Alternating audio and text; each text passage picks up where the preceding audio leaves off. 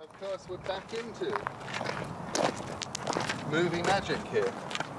I'm standing right now. I'm Neil Gaiman, and right now I'm standing in front of the wall that forms the border between fairyland and our world and England in the book Stardust, which I wrote and Charles Vess here drew.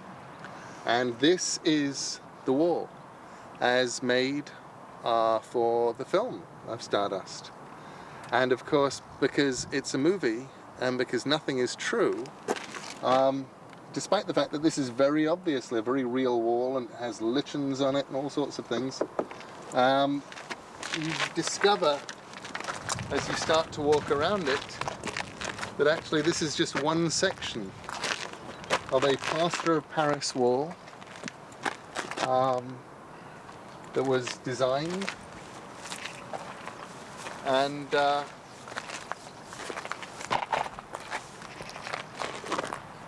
here we are, we're on a back lot, Charlie and I, at Pinewood Studios, and because we have somebody with a camera over there, we're allowed to wander completely freely, because cameras allow you to do this sort of thing. Welcome to Ferry. Is it raining in the movie? Yeah, oh, absolutely. It's pouring with rain. Is the end. I actually do have flagstones. I meant to ask someone. The flagstones in the inn, I was wondering if they were plywood that were painted or epoxy. There's our door. These. No, this is they were real. solid. Yeah. It's amazing the sort of the combination of real and fake, which comprises these people. Sadly, I wouldn't be able to work in this building. The rain might come in. Not full stones. It might not be. I still think it's plywood. Yeah. It's plywood with epoxy and texture on it. It's not a stone. Yeah. Not a stone. These are stones though. Flint. No, they're not. Ha ha! I don't know what it is, but it's the magic of movies. That's right. I love that. Well, but you know what? What'll be nice though is, I think, Charlie doing, I would love to see just a big Stardust drawing by Charles with the characters as they are in the movie and stuff like that. Just a little of that stuff. Well, this is a rough sketch for the way I think the village of Wall really looks. In Neil's description, it's like a village that's has existed for thousands of years, and everything's sort of crumbling into each other, and one thing joins another, and there's no right angles at all. And it sounds like a fascinating place. I'd like to go visit it. Roughing it out is the easy part. It's the, now what do you do? Figuring out the foreshortening on the figures and who's going to be there and what they're going to look like. And it's going to be all in moonlight. So the moonlight will be hitting the tops of the roofs, and they'll be kind of blue, casting big shadows down here. And, it'll be really fun. And you'll see, this is all the trees on the escarpment that it's built on, and then this is the path that leads out there, and then that's the wall, and Ferry's over there. This is that drawing rough, just transferred, graphite paper transferred onto this piece of paper. Then I'll take this and start actually refining the drawing some.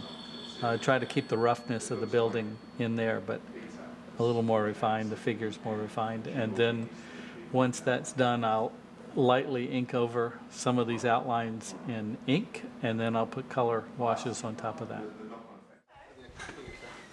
This is Charles Vess. Hello, I'm Sammy. This is Sammy. This is Nikki. Hello, Charles. Nice to meet you. Charles was the artist who did all the original illustrations for the book. Oh. If somebody went, ooh, drawing coronation, lots of work involved there. Thousands of figures, yeah. I'm ready. Okay. You have to see, one of the things you have to see is the Stormhold Lord costumes. Because the level of detail involved, especially working these numbers in, is barking mad. this good enough for the king and queen of Stormhold? I think they, you know. Should have a little sleeves coming out. These are black. These are put into grey, so I can work out the tones for the grey costume versions. Well, that's him in that, and that's. Oh, Quintus is. Tertius is now. Oh, yes, the waistcoat. That's his Primus. waistcoat, yeah. Yeah. Septimus. Great. They're lovely. So you get to do them they wear greys when they become ghosts. All this is going to be remade in grey. As for the ghosts. Because all the colours washed out of them, cool. except not. Except Primus, who's naked. Oh, of course, because he gets killed in the bar. Yeah. And it has that, of course, I don't know what it'll look like when it's finally finished, but it has a different visual aspect than most what you accept as, this is a fantasy film.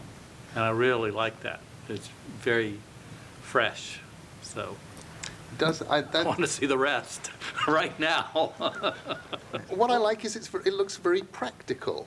Yeah. There's nothing in it that looks like it was done to impress. The pirates look like they're wearing the kind of things that you'd actually wear if you were on a ship up there and getting wet the whole time and fishing for lightning, which is basically what they're doing. Yeah. You know, there are moments that I'm sad that we miss, but most of the moments that we miss, we've lost because, honestly, we couldn't afford them. We don't have the Lion and the Unicorn battle, which was something that, you know, Matthew had his heart set on from the word go, because it would have been 70 seconds on screen and it would have been 1.5 million.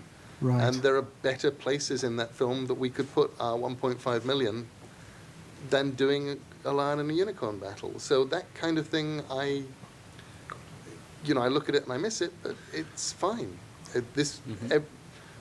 All of the compromises are compromises involved in taking something which, if you filmed it, would be 7.5 to 8 hours long, and compressing it into something that will make a really satisfying couple of hours on screen. Right.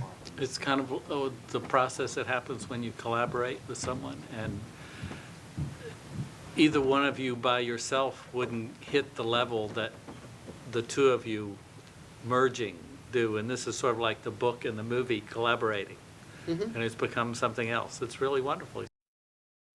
Did it have a completely different ending, in fact? So it's just no one could read. Well, Stardust had red hair. I don't know that there ever was a different ending. There were definitely, but I mean, the thing about Stardust was it was being written as I went along, and it was being written a chapter at a time, or 2 chapters at a time, for Charles to draw.